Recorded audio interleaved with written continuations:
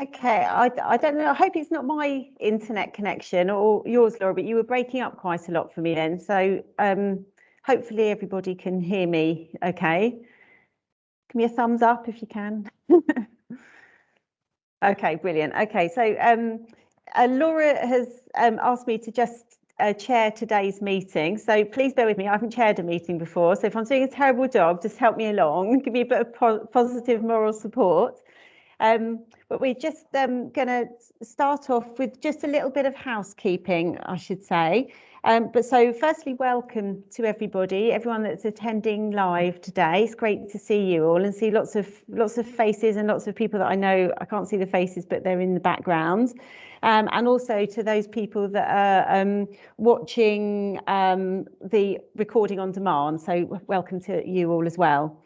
So the session, as Laura said, is being recorded today and it will be shared across ERSA's channels and networks. So if you don't want your face on those sessions, please do feel free to turn your camera off. I think if we can keep the background noise to a bit of a minimum as well. So if everybody can just have their mic on mute unless you're actually talking. As I say, cameras, it's your call. And then, but just remember to unmute yourself when you're talking. So sorry, this is my list of housekeeping things. Bear with me. And yeah, hopefully you can all see the chat function as well. So please do use that to put messages or questions up and also to share contacts and put links into the conversation as well. And feel free to raise a hand during the session. There will be plenty of time for questions. We want it all to be very relaxed and informal. So do feel free very much to sort of join in the conversation. So just an introduction to today's session. So today is the start of National Inclusion Week, which runs until the 3rd of October. Inclusion Week is designed to celebrate everyday inclusion in all its forms by sharing learning, best practice, successes and challenges. And this is something that the employability sector, I think, does really well. So thank you all for joining this session. The ERSA members and the wider sector work with some of the furthest away from the labour market. So I think we really do want to kind of use this session to show off what we do to employers as well. And I do think we all do some fantastic work across the employability sector. So hopefully today should give a kind of a diverse range of what we're doing. So yeah, as I say, please feel free to join in. So today I think you're gonna hear from myself. I'm just going to talk a little bit about what Social Enterprise Kent does in terms of the employability support and particularly our pre-employment work that we do with our participants on the project. We've also got Paul Anders, who's the IPS Programme Manager, Public Health England, and he'll present employer engagement in delivering IPS in community, drug, alcohol and treatment. Hopefully I've got that right. I'm sure he'll do a much better introduction for himself than I have. We've got Kay Cleary, who's employability team leader, and Patience Zengaya, hopefully I've pronounced that right, from Genius within CIC, and they're going to tell you about how they're supporting participants with hidden disabilities and the businesses that employ those people. So I think any questions before we get started?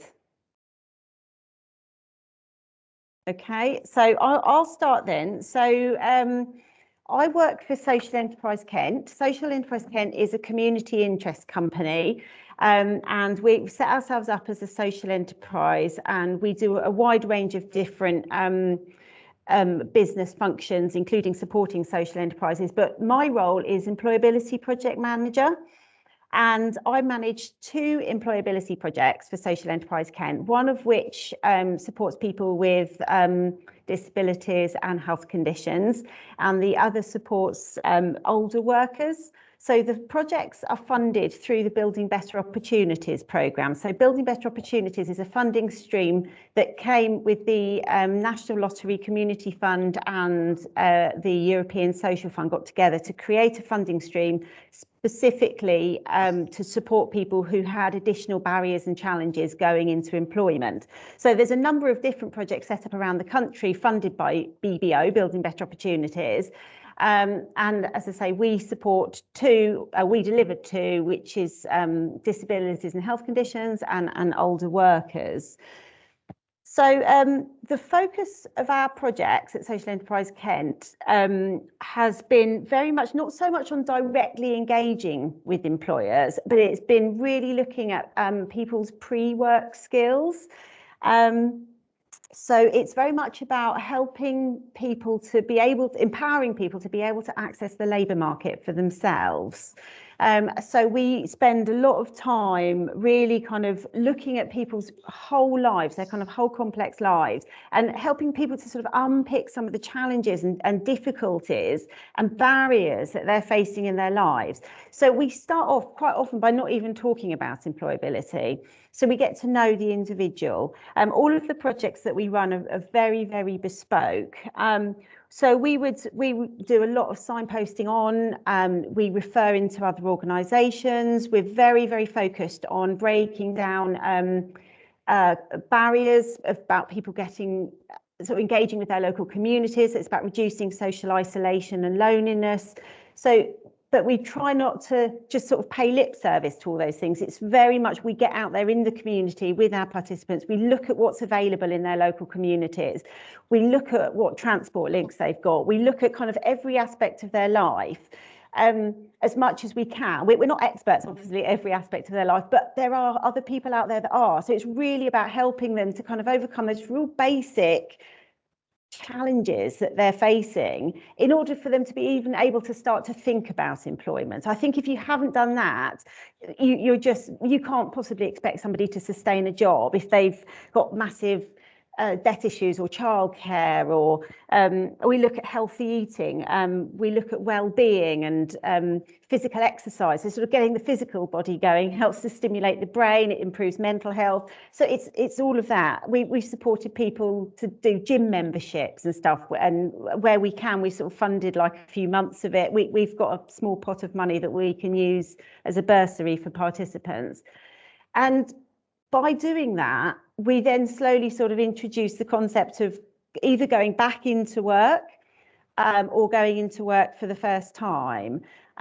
We work with a really wide range of people, particularly on our Let's Get Working project, which supports people with disabilities and health conditions. So we've got, for example, we take a lot of referrals from Kent County Council Social Services autism team. So we have a lot of people with neurodiverse conditions coming to access the services.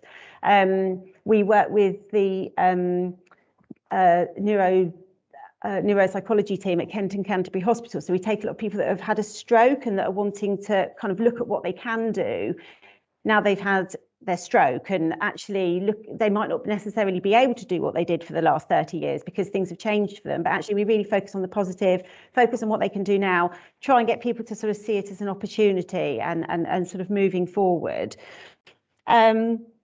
So we've also more recently, in response to the COVID crisis, we've developed a programme of work helping people with re-entry anxiety. And I don't know if that's a term that you're familiar with, but it's where people are really struggling to come out of the lockdown way of living and actually get back on a bus or a train or go to a supermarket, let alone be thinking about employment. So alongside our employability programs, everybody has access now to the re-entry anxiety program, which is delivered with their employment support advisor or their community connector. And we launched that in August 2020, and we're just starting to get the first sort of few people coming out the other side, and we've had some fantastic case studies from that.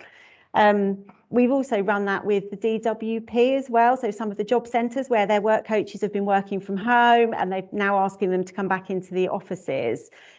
They asked us to go and deliver that programme to them, so we did that and got some really good feedback from that as well. So once you've dealt with all of those issues, that's the point that we start to introduce the concept of going into employment. We then start to look at all your basic employability skills that you'd expect. So your CV writing, your cover letter, your job applications, skills analysis, and all the rest of it.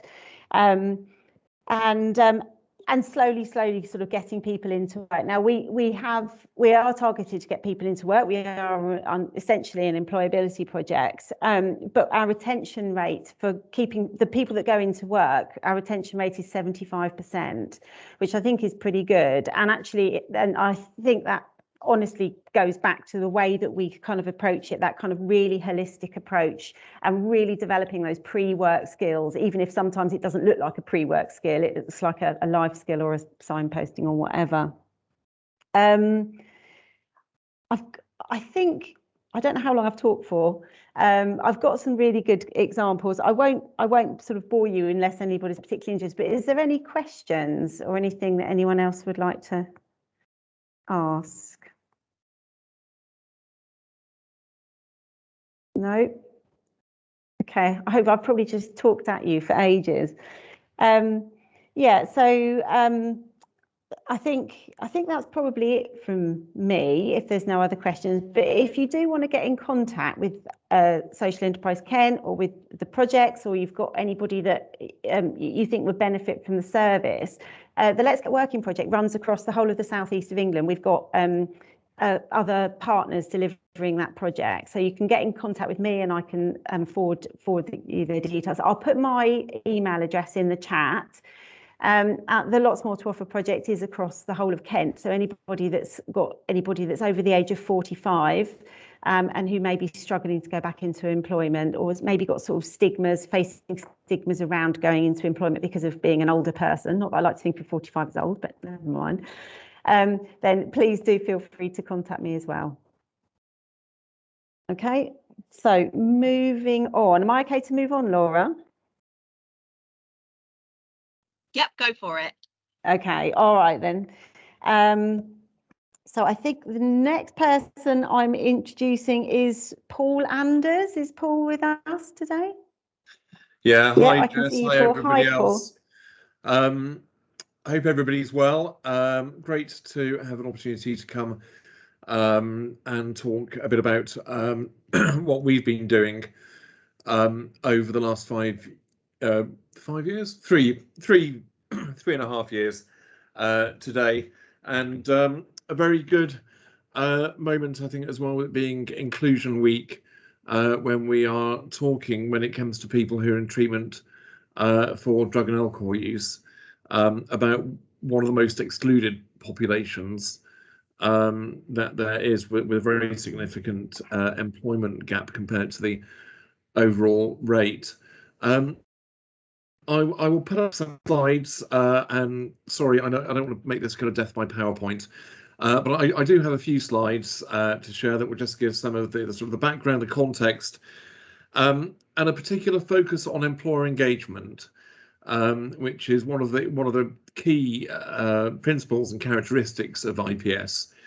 That part of the presentation would have been given by my colleague Rob Robinson, who is the IPS team leader for our Brighton and Hove service.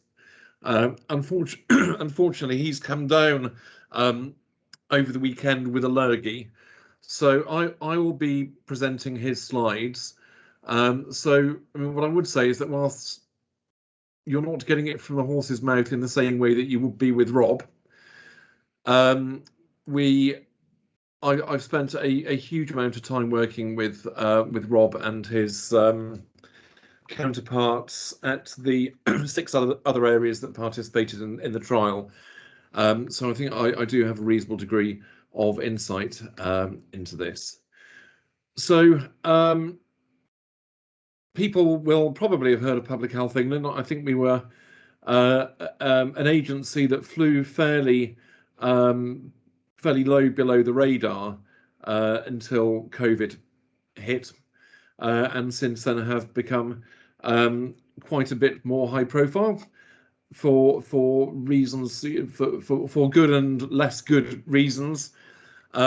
So whilst it is true that I work for Public Health England at the moment, by the end of the week I will work directly for the Department of Health and Social Care, as Public Health England will cease to exist at the end of the month, and I and my colleagues will be moving into DHSC itself. So I was trial manager for the IPSAD trial. We'll come on to the IPSAD trial in a moment. So that was a randomized control trial that ran from 2018 to March 2021. So I've been the trial manager for that for several years, and I'm now heading up a very major expansion of IPS in drug and alcohol treatment around England, which is a marvellous thing to be involved with. I won't bother introducing Rob as he's not with us, but Rob is the team leader for the Brighton and Hove IPS team, and he works for CGL, Change Grow Live, which is a national charity that provides drug and alcohol treatment and other services around England. So if I can just perhaps give a bit of historical context. So as people engaged in employability, you'll probably know that pre-2016, there was very little IPS being delivered in England. It was being delivered by a few NHS trusts, a few voluntary sector providers, but very patchy, very much a sort of cottage industry. In 2016, which feels like about 10 lifetimes ago now, Dame Carol Black published the review that there's a picture of on the slide.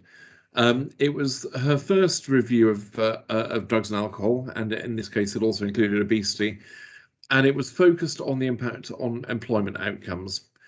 Dame Carol identified individual placement and support as an approach to employment entry and sustainment that was promising, but whilst there's a wealth of evidence for the effectiveness of IPS amongst the group that it was originally devised with, that's people with severe and enduring mental ill health, there was no high quality evidence to recommend a rollout in drug and alcohol treatment working with that related but different cohort.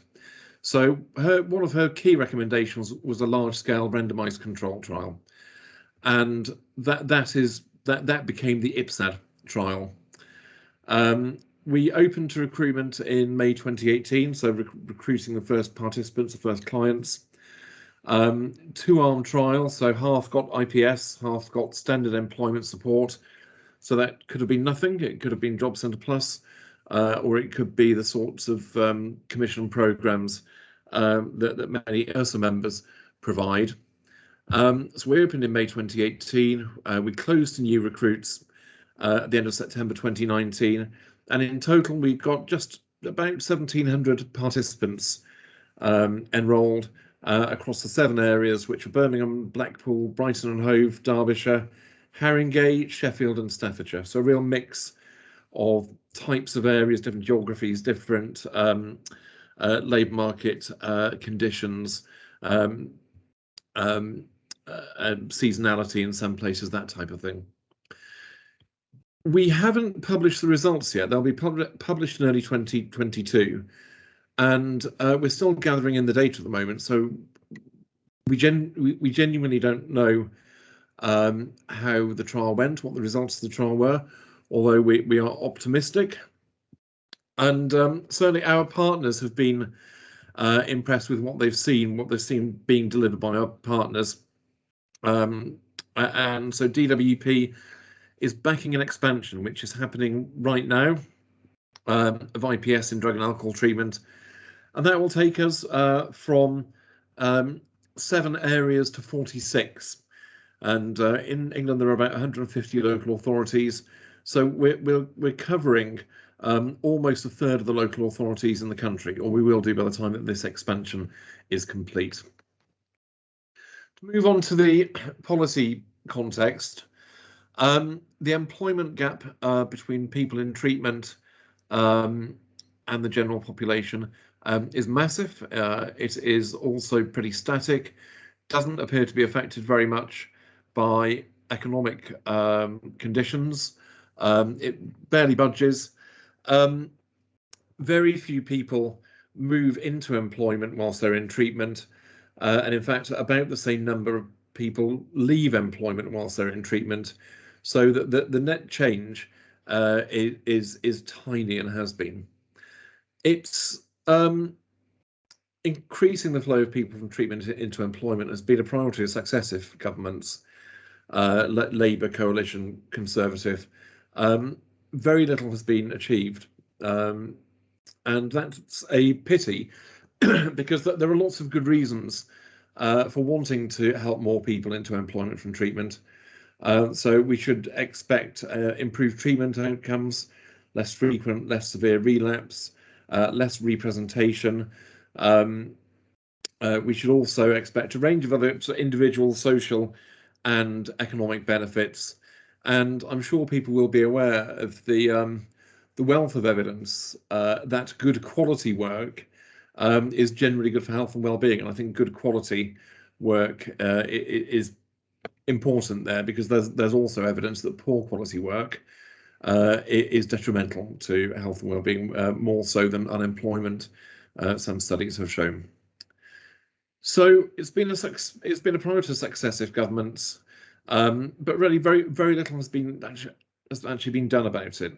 There have been some very short-lived national employment programs focused on substance use, but primarily it's been for people on job-ready benefits, access to mainstream employment services, so Job Centre Plus and commission labour market programmes, plus of course some specialist services here and there that people can also access. There's never been a sort of much of a long-term coherent national effort with this.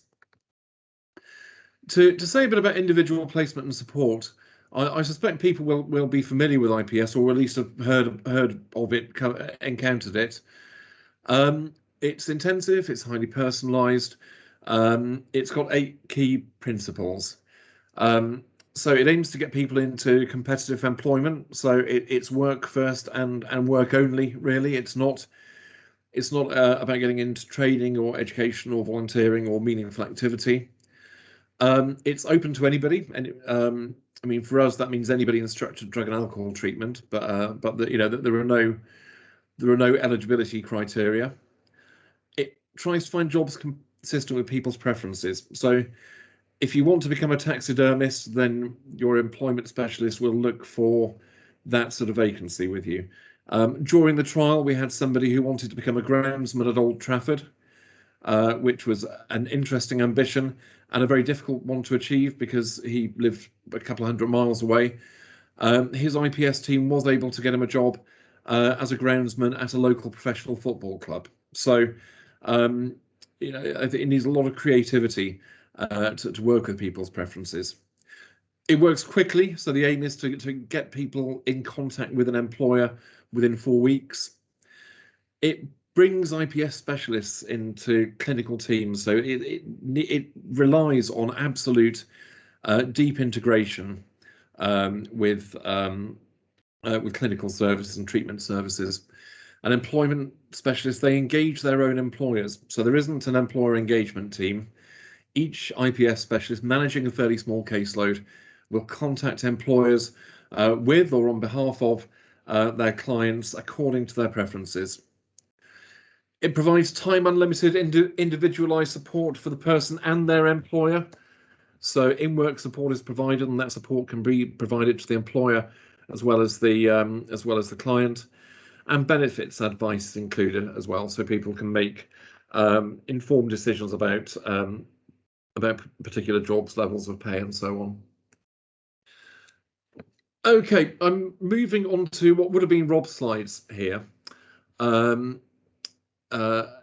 So he's summarised just a few of the key things that he learned whilst leading the Brighton team through those early stages, and then becoming a sort of mature, stable and quite high-performing IPS service. So employers hadn't heard of CGL. They hadn't heard of the model. Employers assumed that they were a recruitment agency who were trying to sell them something.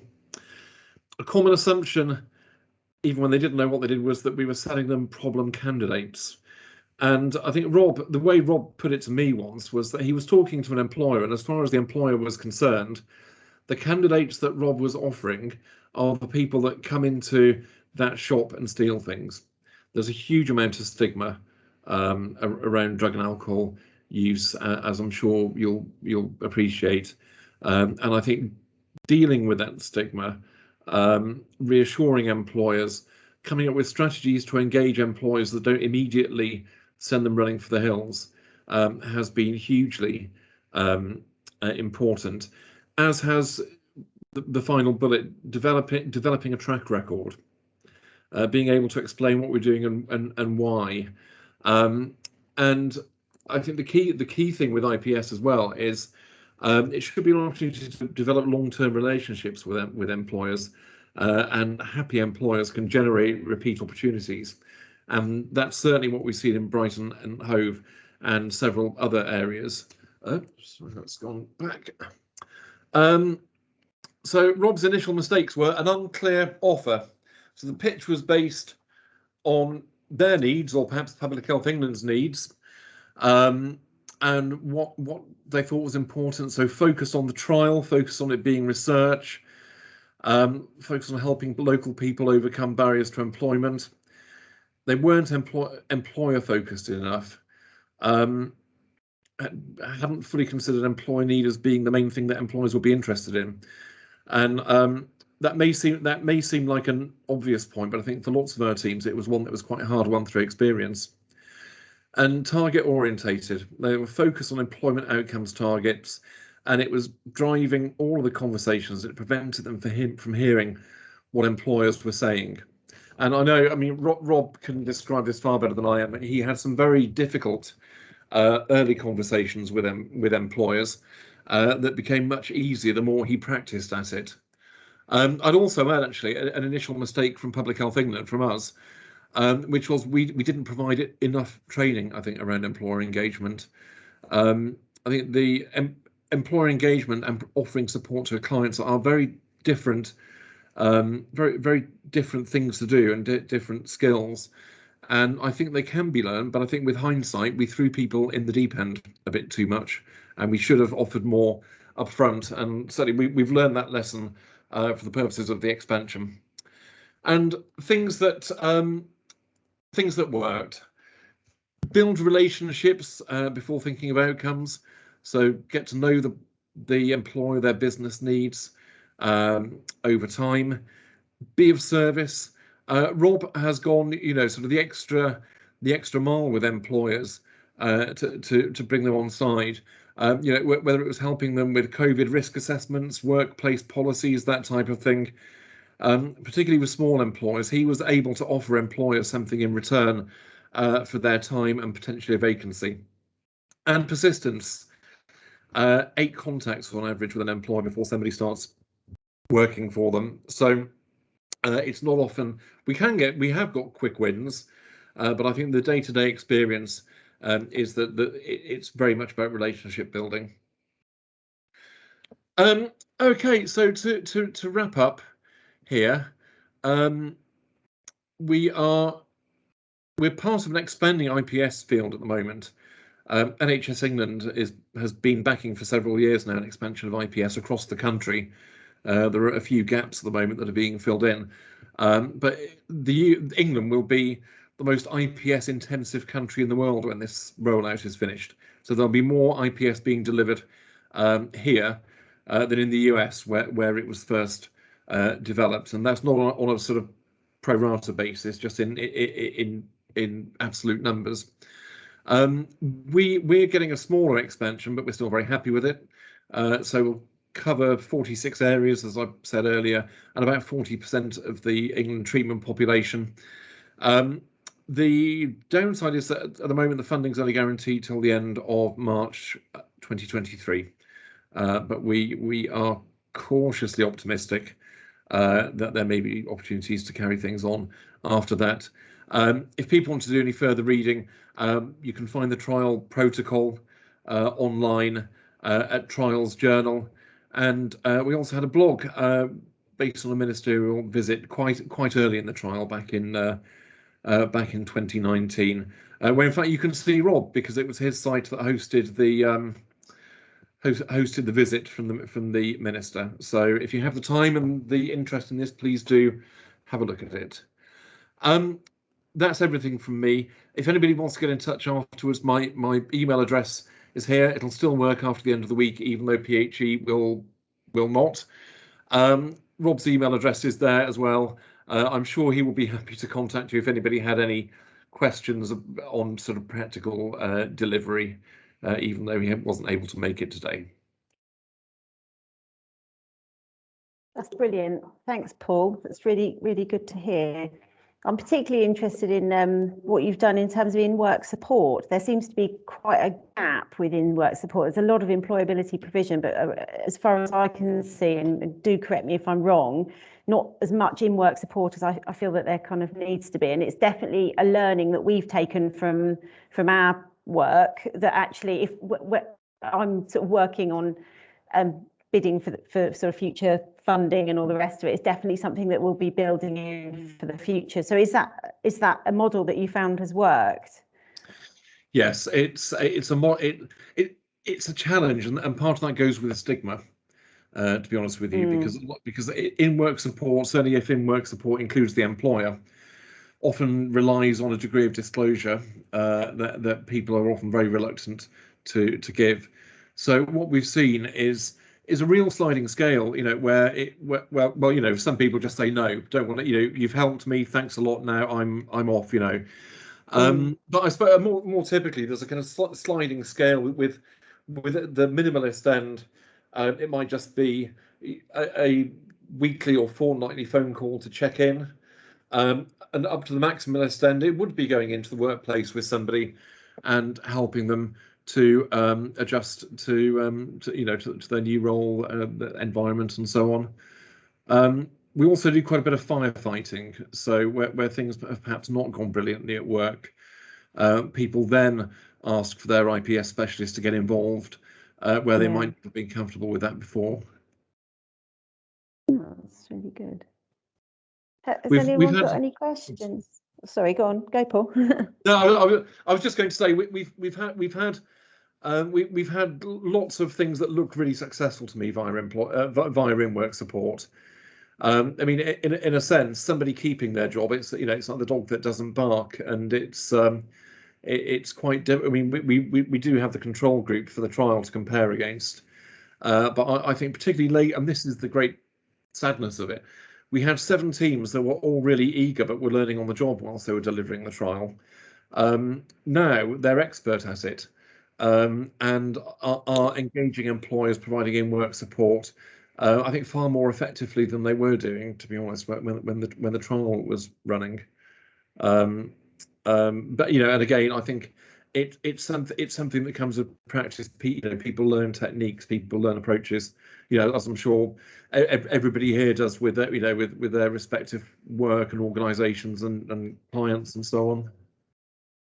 Yeah. I'm just looking at the chat. There's a number of questions. I don't know if you so we've got here, Kate. Do you want to do this afterwards, or how would you like to do it? I don't know, Laura, your call or Laura's call, perhaps. I'm happy either way. Should we do it now quickly whilst they're still fresh? Yeah, I think so. I'm just going, I don't want to miss any. So if I miss any, please do jump in. How is this, this is Gavin, how is their support affected in terms of benefits at the job centre? There is no formal connection as such. So people who from Job Centre Plus or who work with Job Centre Plus will know that people accessing treatment for drug and alcohol use are eligible for an easement of conditionality. So if they would otherwise be eligible, they would be eligible here. So there can be a relaxation, that easement. We've also been very keen to encourage our commissioners and IPS team leaders to develop relationships with deals, the DEA leaders or partnership managers at Job Centre Plus, because as well as a formal easement, we would also hope that there could be some reflection of engagement in IPS and claimant commitments and things like that. Okay, thank you. Katie is asking, very interesting, any lessons for job centres re-employer engagement? Time and relationships seem very key, yet work coaches, etc., often time poor. I think, yeah, they are time poor. I think it's limited to 15 minutes per claimant, isn't it now? So yeah, I'm not 100% sure if there are kind of generalizable recommendations from it. I mean, what I would say is that what we've heard from the employers that I've spoken to, Job Centre Plus is not always seen in the best light, because I think that there's a feeling sometimes that conditionality can drive candidate behaviour more than suitability for jobs. Although I think by the same token also have to acknowledge that the schemes like the Kickstart scheme, I think are seen in a positive light. So I'm not sure. Is the okay, no, that's fine. I think yeah, I mean the Kickstart scheme's been particularly successful, hasn't it? So I think we're all hoping that would be extended if possible. Okay, so thanks ever so much, Paul. That's great. That's great to hear from you and what you're doing. So we'll move on now to Kay Cleary and Patience. Are you with us? Yes, we are. We're here. Hi. Just starting to share my screen. Can you see that okay? It's just coming up now. That's it. That's there. Thank you. Yeah, we're okay.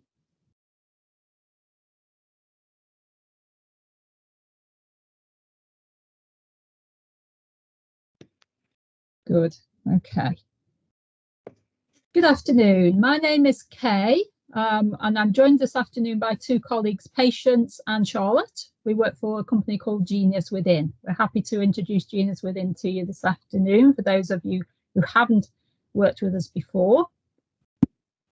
So what do we do at Genius Within? We are specialists within neurodiversity, and we will talk you through what we do during our presentation today.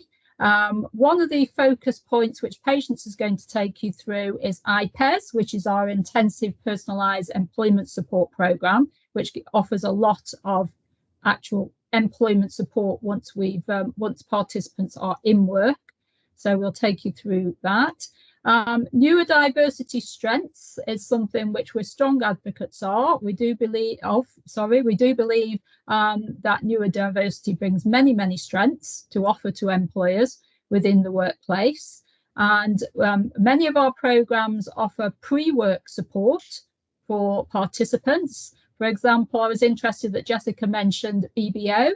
And I work on BBO in Stoke and Staffordshire, and also Paul mentioned CGL, and CGL are one of the referrers into the project that I work on in Stoke and Staffordshire. There's quite a link between the work that we do. A couple of our employability programs, we do a lot of in-work support, more specifically the IPES, the Intensive Personalised Employment Support. Also, we have a contract in London, the NEAT project, which is GLA, Greater London Authority support. There's a lot of work in-work support that we offer, sort of post-work, 6-month post-employment support that we offer as part of that programme. Okay, so what is neurodiversity? What does neurodiversity actually mean? Okay, at Genius Within, we tend to use the following categories. They're really quite helpful to refer to these categories. They're not exclusive, but they are useful. So then it may be that we're working with a client who has applied neurodiversity. So such things as dyslexia, DCD, which is developmental coordination disorder, dyscalculia, I always struggle to pronounce that one, dysgraphia, so working with clients who need support with numbers and support with handwriting. Quite often born with the condition, well, usually born with the condition. It relates to applied educational skills such as reading or motor control, and it's not considered a health condition. Clinical neurodiversity is such conditions as Tourette's syndrome, as autism and ADHD, usually born with the condition. It relates to behavioural skills such as communication and self-control. It is considered a health condition, and this group could be expanded actually to include intellectual difficulties as well. Other participants and clients that we work with at Genius Within have an acquired neurodiversity, such as a mental health condition, which often develops in response to a health condition, and it could actually return to neurotypical, in inverted commas, because what is neurotypical, if the health condition improves. Okay, so some of the clients that we're working with. And then acquired neurodiversity, such as a neurological illness or a brain injury, which develops in response to a health condition and potentially resolves as the injury heals or worsens as the health of the individual deteriorates. So those are some of the categories that we're tending to work with our various participants. Often there's overlap between the various neurodiversities on many of the programs.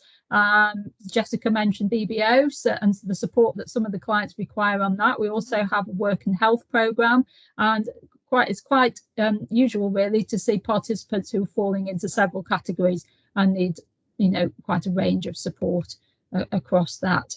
So what else do we do at Genius Within? Well, we offer an employability program. So we offer an employability course, which has become virtual during the period of lockdown. So we do a virtual group. We run a virtual group across a couple of our employability programs, such as work and health and BBO. Ours within Staffordshire has been quite active during the lockdown period, and there's been good engagement with that. We also offer virtual one-to-one coaching for sessions. This is pre-employment support, and phone one-to-one sessions. We leave it to the individual if they want to engage with us virtually or if they prefer telephone contact. And obviously it will become more of part of our menu of services as we move back towards face-to-face as well. So we provide written reports, and the client has strategies. We're very much focused on strategies at Genius Within and goals to work on those strategies. So if, for example, a client needs support with memory strategy, we can work with them on them. So how they work at their best. We very much focus on how they can work at their best and tailor it. As Jessica said in her presentation, it's tailored to the individual. So they receive support from their advisor to help progress towards interviews, securing a job and actually sustaining a job. Several of our employability contracts provide that more sustained support, so post-employment support, more specifically our GLA contract with the NEET group and the IPES contract, the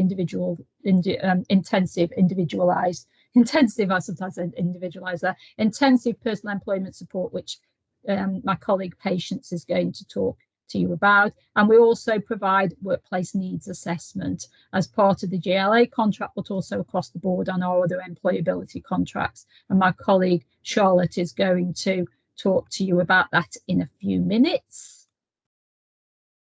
Right, if you bear with me, I've got a little video here, but it's only a short one and it is quite upbeat. So we'll just share that with you first.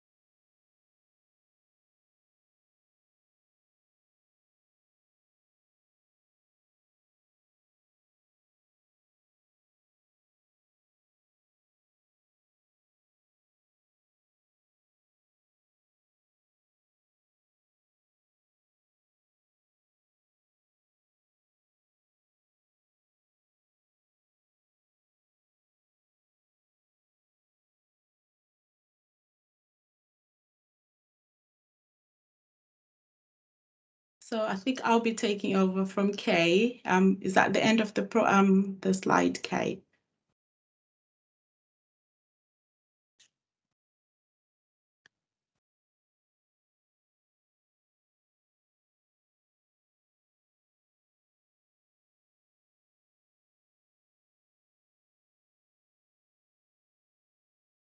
Sorry, Kay, is that you with the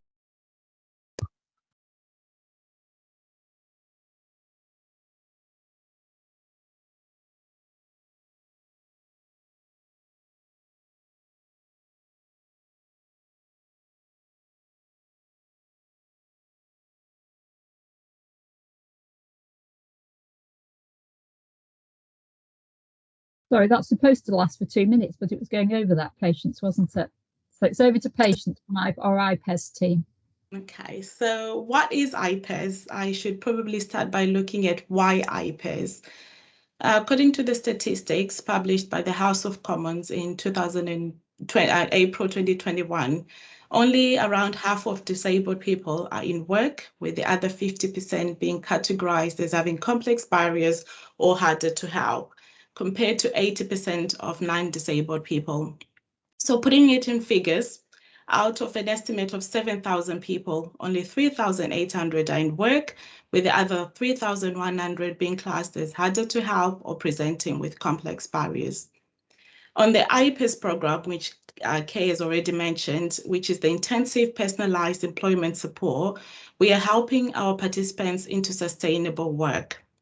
We work with them every step of the way to tackle any problems that present as barriers to them finding work and staying in those jobs. So very much like what Jessica was saying, before you start looking for the jobs, it's looking at all the other barriers that they're presenting at, making sure that they are resolved before we start looking and searching for jobs.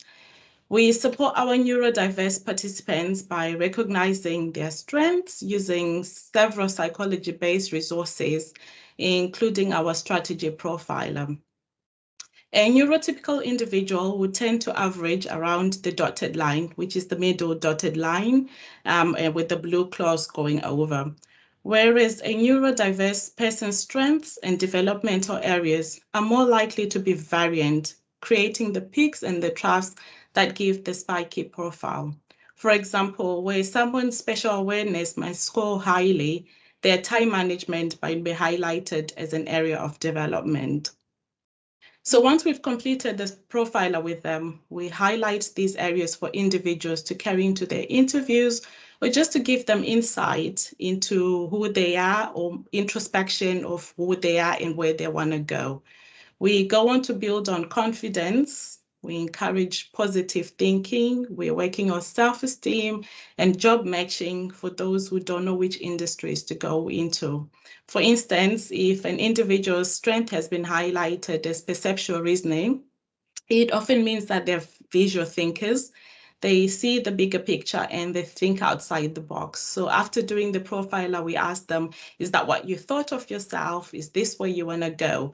And we job match. Most of the perceptual reasoning people are good in photography, construction, perhaps mechanical engineering. Is that an area that you'd want to explore, and should we explore in there? So we're very much led by the participant. As Paul was saying, it's very much what they want to do, and we're working with them to see that that is achievable. If it is achievable, being creative, what else can you do alternatively to that? Our interventions are holistic in approach. We are looking at all areas of their lives. We are helping them to work through those barriers, be it their mental health conditions, stress management, job application, interview sessions, money management, or even personal or family responsibilities. We are also working with employers, onto the next slide, building our stakeholder relationships. We are highlighting the benefits of making sure that their hiring processes are inclusive of our neurodiverse participants. Being specialists rather than generalistic thinkers, we are working with employers to adapt their processes. They are allowing individual strengths to come through. Does the same hiring process allow for different people with different strengths to come through? So for example, if we're looking in the picture, if the task was to get an apple and the interview only asked animals to climb to get to the apple, only one animal would get the job. However, if the animals were told just get the apple, 2 or 3 more animals would get through. So it's really about asking employers, through your interview processes or your hiring processes, what is the job? Can it be completed in other ways? Are you allowing people with different strategies or different strengths to come through? So after we found a job for them, we also support them with in-work support, like Paul was saying. We offer 6 and up to 12 months of in-work support, where we're doing coaching with them once they're in that role. So once again, we're using our Genius Within core modules. We also work with the employers, so that is co-coaching and these resources that we do on the IPES program, but the employers can also go onto our website to access this, the resources if they need them for their employees. So we are working with them, and employers, looking at what's working well, what's not working for you once you started in the role. We are also getting feedback from them. We are getting feedback from the employer, just so that we ensure that both the employer and the participants' needs are met for them to work at their best. We also access other government-funded schemes, such as the Access to Work, which Charlotte is going to cover, and the Work Placement Assessment Needs.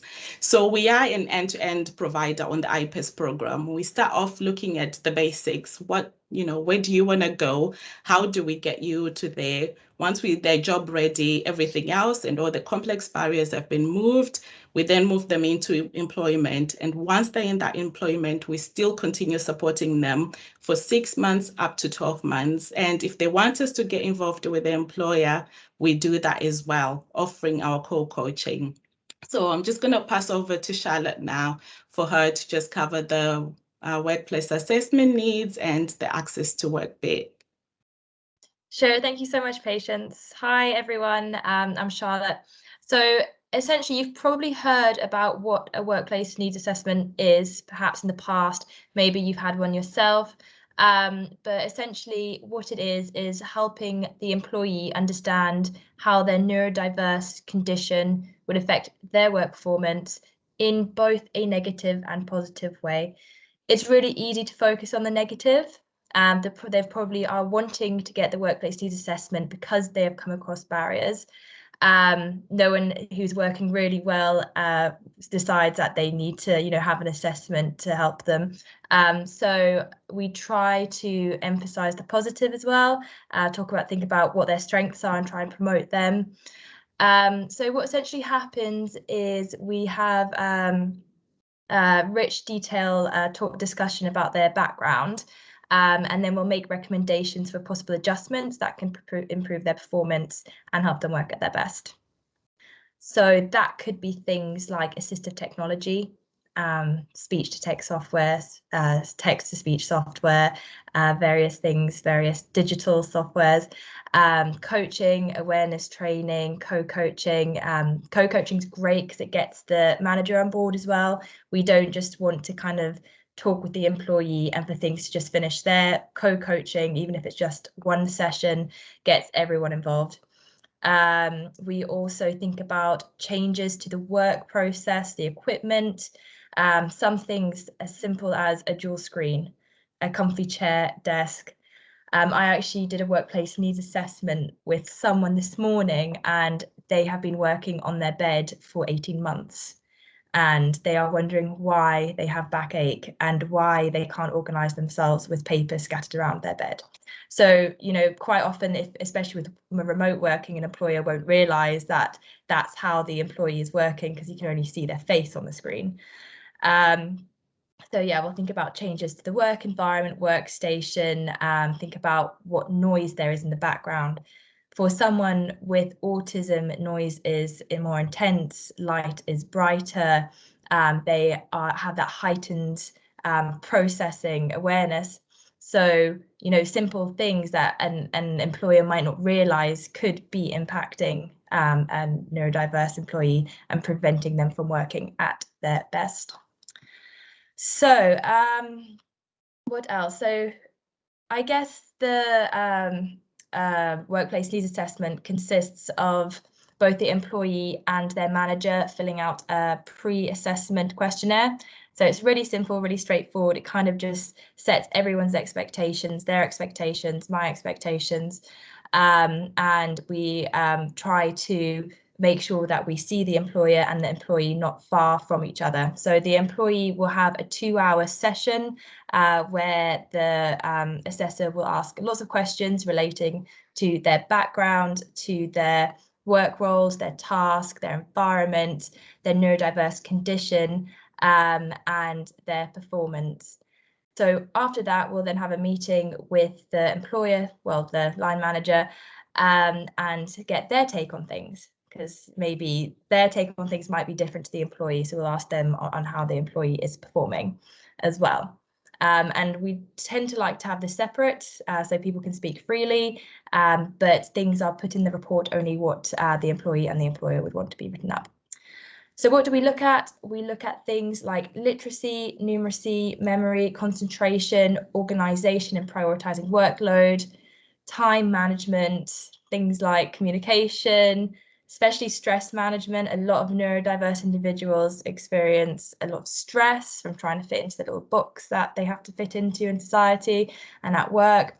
And we look at motivation as well. So anything that can help improve these areas in the employee, okay? So after the sessions happen, a report's then written up.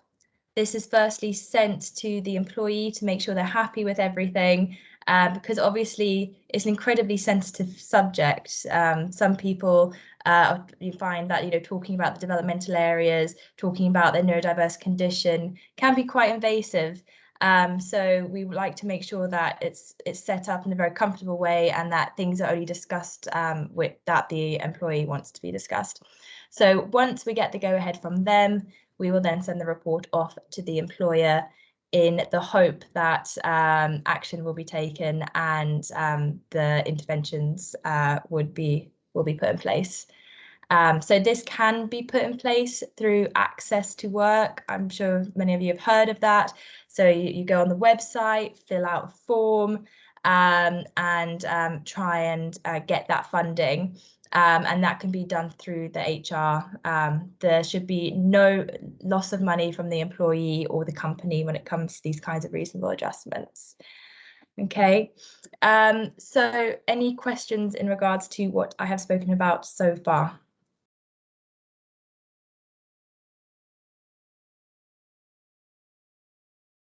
Nope. Fantastic. I've also explained it very well. Thank you.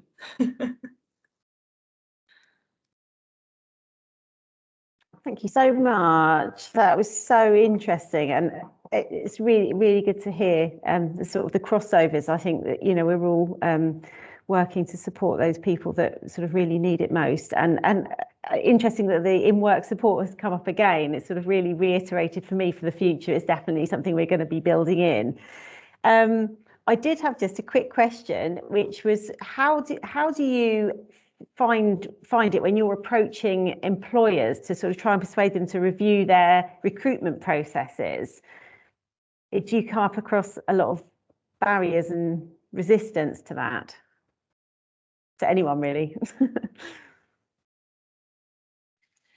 I think now actually employers are wanting, because they have been reaching out, they're wanting to see how they can, you know, make that process better.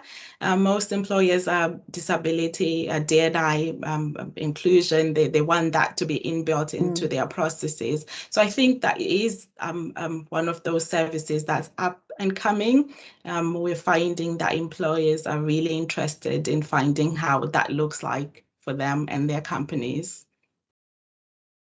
So do you sort of push the Disability Confident program as well? Do you encourage people to, like, encouraging employers to sign up to that and become disability confident employers?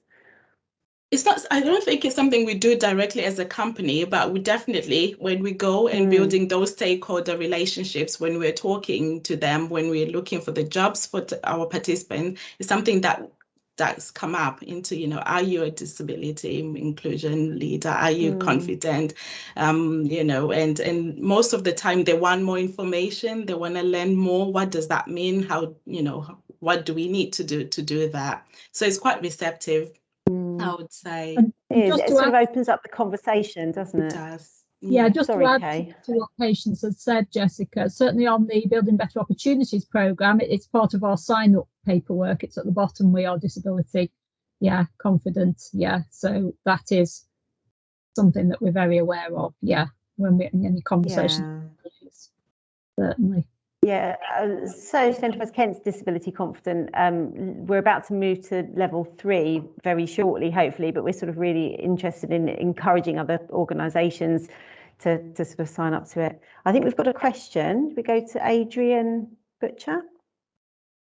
Yeah, hi there. A very interesting presentation on the neurodiversity. Thanks. I just wondered, bearing in mind the number of people with whom a potential beneficiary might come into contact, could be DWP, could be their local authority, could be Citizens Advice Bureau, whoever. I just wonder, A, how good these organisations are at detecting neurodiversity to start with. My understanding is, actually, I did a little bit of sort of running around. There are quite established, if you like, questionnaires that can arrive at a reasonably reliable conclusion as to whether neurodiversity is present. But I just wondered, from your point of view, if you look at all the different touch points with whom an unemployed person might make contact, how good they are at systematically saying, aha, we recognize this one as a case of neurodiversity.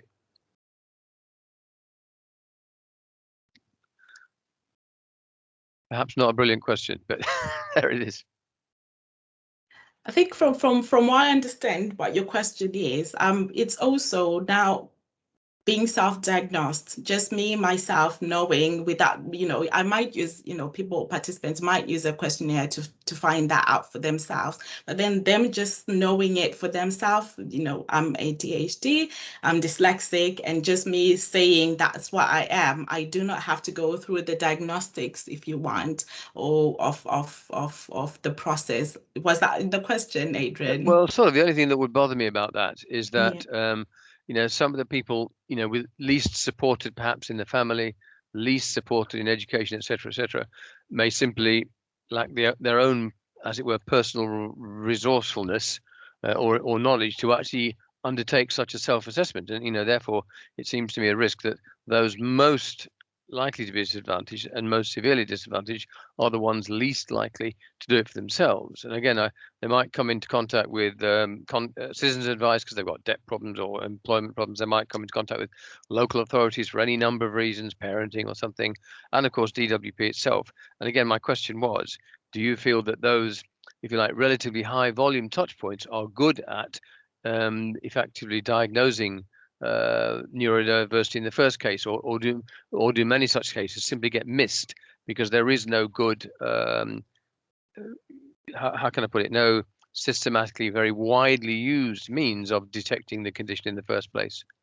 How many people get missed simply because nobody can pick it up, because the big organizations do or do not use the right systems to get at the information?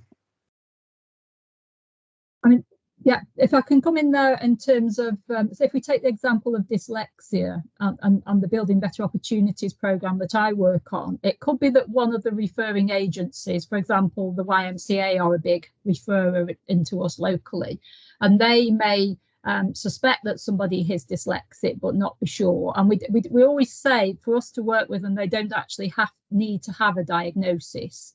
It can just be that they require the support, and they would be receptive to the support. So quite often, certainly from the point of view of the programme I work on, it could be CGL, YMCA, Stoke Council, or whoever is referring in. It could be that they suspect that the clients that they're working with have various neurodiversities, but they come to ourselves for more sort of clarification on that and for a more tailored approach to how we work with the individual.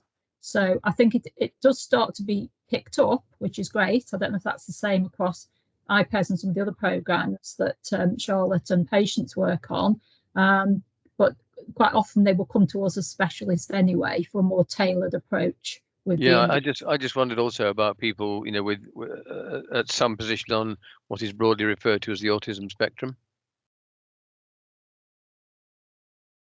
Yeah. You know, obviously, dyslexia is one thing that you can sometimes pick up in simply the way that people communicate without even. Yeah. But on some of the other conditions, they may seem simply socially maladroit or whatever, when in fact, you know, the issue is deeper and needs more help underneath, but actually is very assistable if somebody picks it up. That's the thing that bothers me, whether they are simply seen as difficult, for example, by a DWP work coach or somebody, when in fact, you know, if they were systematically capable of detecting such conditions, then people might A, get more assistance, and B, not be missed, as it were, in terms of recognition of that condition. Certainly, and recognise the strengths of that condition, because there are many strengths. Indeed, so. Yeah. So I think do you think they all get picked up, or do you think some of them get missed at the moment? Sorry to be a pain in the neck. Yeah, so I work on the project that we have to go in and speak to the work coaches in the job centers. And it is about awareness, raising that awareness, saying, you know, have you got participants that are such and such? You know, we are neurodiversity, we work with neurodiverse participants. So I think awareness is probably something that we are doing. It's a heightened state at the moment, be it the work coaches, be it the, you know, possibly then leading to DWP, you know, to say, you know, this is probably what to look for, and this is the channel, this is how you bring them onto us. Okay, so we wouldn't necessarily, I'll leave that, but we wouldn't, it sounds like we wouldn't necessarily be aware of their systematic process to address, identify or not identify. I'll leave it to that, thanks. Okay. I think it's also taking sort of what challenges people are facing, so not necessarily just putting a sort of a label to it. It's very difficult to diagnose, and I know the waiting list for an actual diagnosis, certainly in Kent, is I think 3 or 4 years, and that's if people get on the waiting list in the first place, as you quite rightly said. But so I think our interventions are not necessarily to sort of diagnose and put a label, but to sort of have that support in place for the challenges, the specific challenges that people are facing. Okay, yeah, I mean, I was just going to say, my understanding is there are things that exist that can do that system. My daughter, it happens to be her field of study. And she said, oh yes, well, there are questionnaires to do that. You know, there are well accepted, clinically proven, as it were, questionnaires that people would accept to saying, yes, it's a very detectable condition. It just seems to me they're not in use. I'd be interested to sort of read more about those, actually. That sounds good. Maybe you could share a link with us to how we could find out about those. I did see that Gavin had his hand up. Do you still want to ask a question, Gavin? We lost Gavin. I think we might have lost Gavin. Okay, any more questions? Oh, sorry. I can hear you. Oh, sorry. I know you want to probably get on, isn't it? But I think that there is just an answer to the previous question that was going on. No, please do feel free. It's a really interesting point. Yeah, I think the overall there's a large proportion of organisations working in silos with different points of reflection. There isn't a common understanding of process and development, and that we're only just getting it off the ground right now in answer to that question. And I think in various, even when you go from university to university, there are different processes and different understandings as to how that's all happening. At ERSA, we're trying to build a platform where we have a common point of reference for development and understanding as far as transition from school into the world of work and what those ecosystems look like. And there are a lot of different ecosystems and a lot of different kinds of minds that are out there at the moment.